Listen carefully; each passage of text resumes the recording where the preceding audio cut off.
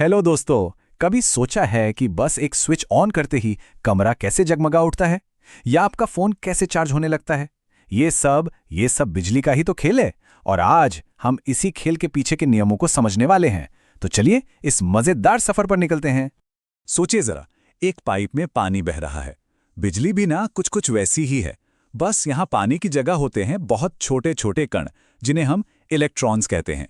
जब ये लाखों करोड़ों इलेक्ट्रॉन्स एक तार के अंदर एक ही दिशा में बहने लगते हैं, तो उसी बहाव को हम बिजली या करंट कहते हैं।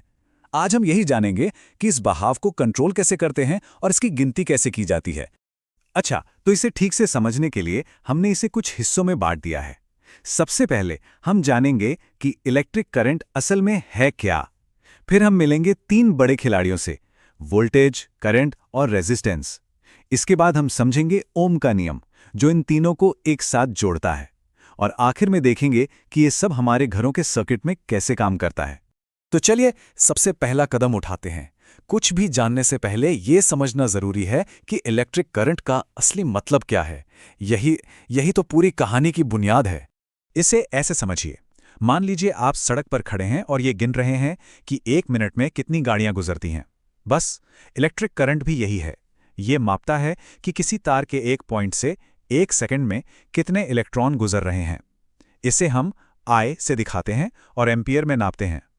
अब ये फॉर्मूला शायद देखने में थोड़ा मुश्किल लगे, पर है बड़ा सिंपल। करंट आई निकालने के लिए बस चार्ज क्यू को टाइम टी से डिवाइड कर दो। मतलब ये हमें बताता है कि हर सेकंड कितना इलेक्ट्रिक चार्ज बह रहा है। ठीक वैसे ही जैसे हम ये नापते हैं कि पाइप से हर सेकंड कितना लीटर पानी निकल रहा है। चलिए अब आगे बढ़ते हैं। किसी भी सर्किट को समझने के लिए ना तीन मेन चीजें होती हैं जो हमेशा साथ में काम करती हैं। इन्हें हम बिजली की दुनिया के बिग थ्री कह सकते हैं।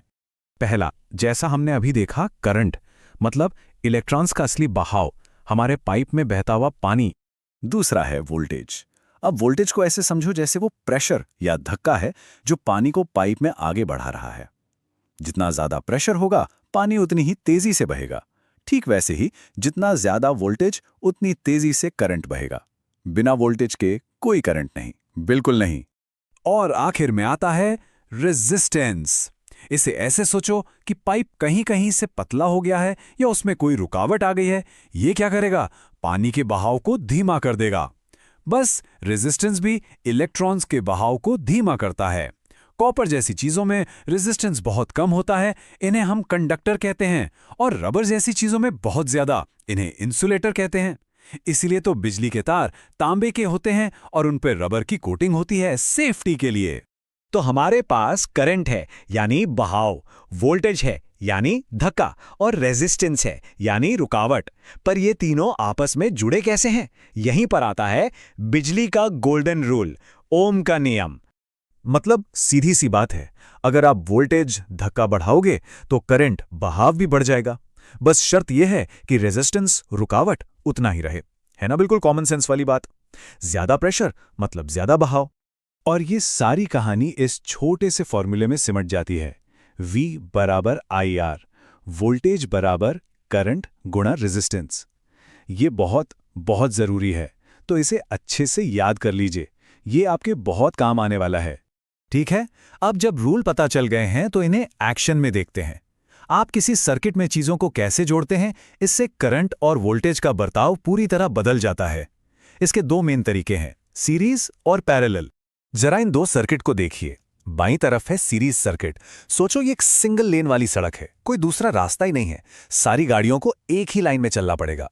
और दाईं तरफ है पैरेलल सर्किट। ये एक हाईवे जैसा है जो आगे जाकर कई गलियों में बढ़ जाता है। गाड़ियां अलग अलग रास्ते चुन सकती हैं।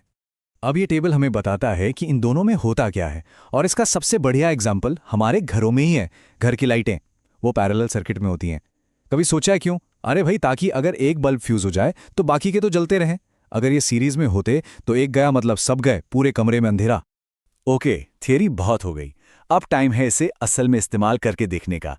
चलिए इन सभी कॉन्सेप्ट्स का इस्तेमाल करके एक छोटी सी असली प्रॉब्लम सॉल्व करते हैं। तो ये रही हमारी प्रॉब्लम। हमारे पास वोल्टेज है यानी 6 वोल्ट का धक्का, और रेजिस्टेंस भी है यानी 2 ओम की रुकावट। हमें बस ये पता लगाना है कि करंट कितना है यानी बहाव की रफ्तार क्या है। किसी भी फिजिक्स प्रॉब्लम को सॉल्व करने का सबसे अच्छा तरीका है कि इन स्टेप्स को फॉलो किया जाए। इससे आप ऑर्गेनाइज्ड रहते हैं और गलतियां भी कम होती हैं। तो सबसे पहले देखते हैं कि हमें क्या क्या पता है और क्या ढूंढना है। तो हम शुरू करते हैं ओम के नियम से। V = IR। अब हमें निकालना है करंट यानी I। तो हम फॉर्मूले को थोड़ा घुमा देते हैं। ये बन जाता है I = V/R। अब बस वैल्यू डाल दो। 6 वोल्ट को डिवाइड करो 2 ओम से। और ये आ गया हमारा जवाब 3 एम्पियर। देखा कितना आसान था। बस उस एक फॉर्मूले से हम पता लगा सकते हैं कि सर्किट में क्या हो रहा है। जो इलेक्ट्रिकल टेक्नीशियंस होते हैं ना, वो रोज यही सब करते हैं। तो चलिए फटाफट से देख लेते हैं कि आज हमने क्या क्या सीखा। हमने सीखा कि इलेक्ट्रिक करंट इलेक्ट्रॉन्स का बहाव है, पानी की तरह। वोल्टेज उसे धक्का देता है और रेजिस्टेंस उसे धीमा करता है। ओम का नियम V = IR इन तीनों को जोड़ता है। और हमने ये भी देखा कि सीरीज और पैरेलल सर्किट कैसे अलग अलग काम करते हैं, जैसे हमारे घर की लाइटें। आज हमने जो सीखा है वो इलेक्ट्रिसिटी की दुनिया का बस पहला चैप्टर है। ये तो सिर्फ शुरुआत है। जब सर्किट और ज़्यादा कॉम्प्लेक्स हो जाते हैं तब हमें और भी मजबूत टूल्स की ज़रूरत पड़ती है। यही सब चीज़ें इलेक्ट्रिकल इंजीनियरिंग जैसे करियर की नींव बनती हैं। खैर, शायद अगली बार हम उन पर एक नज़र डालेंगे।